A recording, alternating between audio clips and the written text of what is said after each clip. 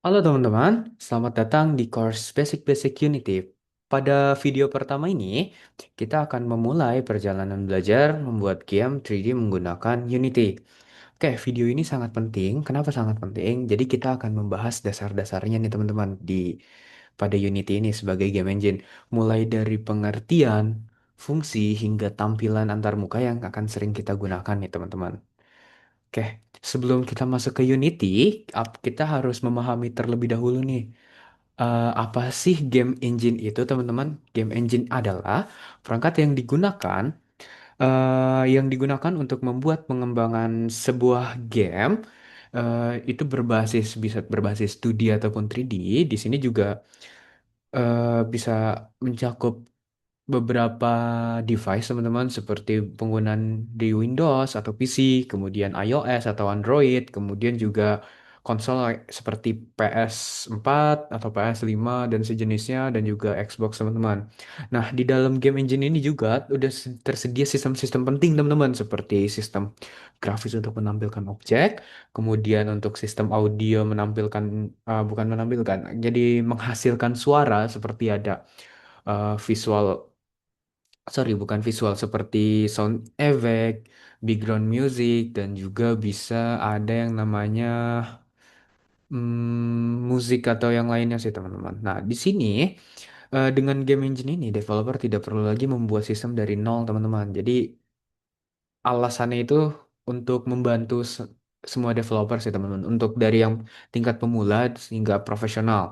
Nah, setelah kita mempelajari nih teman-teman, aku sebelumnya ingin memberitahu bagaimana sih awalnya kita membuat sebuah project pada Unity. Nah, di sini kan teman-teman bisa search aja dulu yang namanya Unity Engine. Kalau teman-teman udah ada yang punya, kita langsung masuk ke Unity Hub, teman-teman. Kita bisa search aja. Di sini ada Unity Hub. Oke, setelah itu kita bisa langsung add new project. Nah, di sini kita pilih aja yang Universal 3D karena kita masih secara general nih, teman-teman. Oke, di sini untuk project namanya itu bebas, disesuaikan lagi sama teman-teman. Untuk lokasinya juga, location filenya mau ditaruh di mana. Dan juga untuk Unity version control ini kita uncentang aja sih teman-teman. Nah, di sini kan aku udah ngebuka nih teman-teman. Aku udah ngebuka untuk si projectnya sesuai dengan namanya. Aku di sini mau menjelaskan terlebih dahulu. Di sini kan ada layoutnya nih, aku ada agak berbeda nih. Kalau defaultnya tuh kita seperti ini nih sih teman-teman. Nah, a- untuk tampilan kayak biasanya kan kayak gini. Tapi oke, kita gini aja dulu deh. Aku jelasin satu-satu. Nah, di sini kita masuk dulu ke hierarki nih, teman-teman. Nih, hierarki ini sama kayak yang pada di Blender yang udah aku jelasin pada course satu itu, teman-teman. Di sini tuh terdapat objek-objek yang apa namanya? Hierarki itu menyimpan objek-objek yang ada di dalam scene itu, teman-teman. Kemudian di sini kita bisa masuk aja nih, misalkan kita klik kanan di sini. Karena di sini kita pakai template-nya 3D, kita jadi menggunakan 3D model nih teman-teman, 3D object. Nah, kalau kita masukin cube, nah di objek yang ada di scene ini, dia kan masuk juga ke game nih teman-teman. Dia juga disimpan di hierarki ini teman-teman. Kalau kita klik dua kali, dia akan langsung aja masuk ke apa namanya langsung ngedeketin si cube-nya itu nih teman-teman. Oke, kita lanjut ke ada yang namanya project window nih teman di bawah sini nih teman-teman. Kan kalau di Blender kita adanya timeline untuk animasi. Nah, kalau di sini kita menggunakannya sebagai project folder nih teman-teman. Jadi bisa ada yang bisa dilihat ada scene di sini di dalam aset ini ada yang namanya scene, kemudian ada yang namanya script, ada yang namanya setting. Nah, ini setting itu dan juga tutorial info itu udah bawaan sih teman-teman dari Unity-nya. Di sini biasanya template-nya itu ada scene dan juga script nih teman-teman. Kalau script itu sendiri bukan template sih teman-teman. Ke arah aku buat foldernya sendiri yang bawaan itu seperti scene itu sendiri. Nah, selain itu, di sini ada package-package apa aja nih yang kita gunakan nih, teman-teman. Kemudian, kita masuk ke sebelah kanan terlebih dahulu, teman-teman.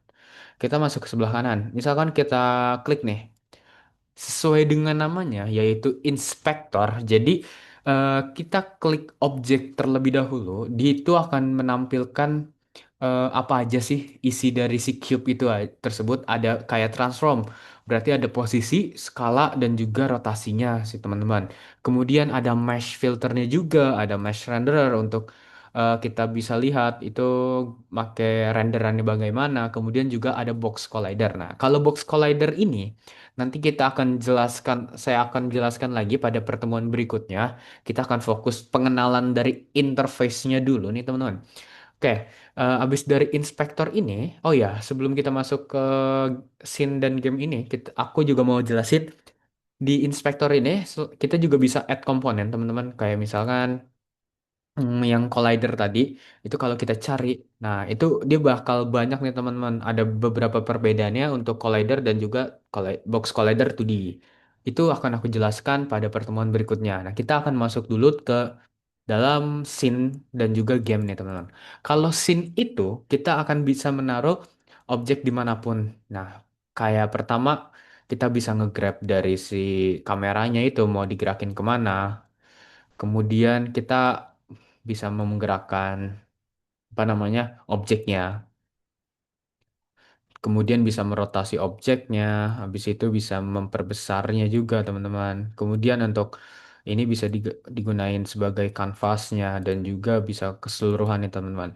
Oke, kalau sebelumnya kan kita menggunakan shortcut pada Blender kan kayak nggak sesuai ya teman-teman, nggak sesuai namanya. Sesuai namanya kalau scale itu S, kemudian untuk rotate itu R, kemudian untuk apa lagi grab berarti G. Nah kalau di Unity itu berbeda nih teman-teman. Kita menggunakan template QWERTY teman-teman. Q itu buat grab, W itu untuk move, movement si inian objeknya, kemudian E itu untuk rotate. R itu untuk scaling, kemudian T itu ini untuk sebenarnya buat kanvas teman-teman, sama aja pembuatannya. Nah, tapi ini bisa membuat sesuai gridnya juga teman-teman, seberapa lebarnya, seberapa besarnya sesuai ukuran aja. Kemudian untuk sorry, transform tool itu menggunakan T teman-teman. Sorry, Y, pakai Y.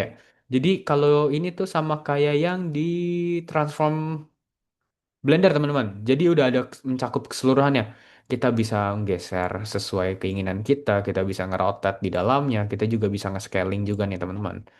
Oke, itu aja yang bisa aku jelaskan pada pertemuan video kali ini.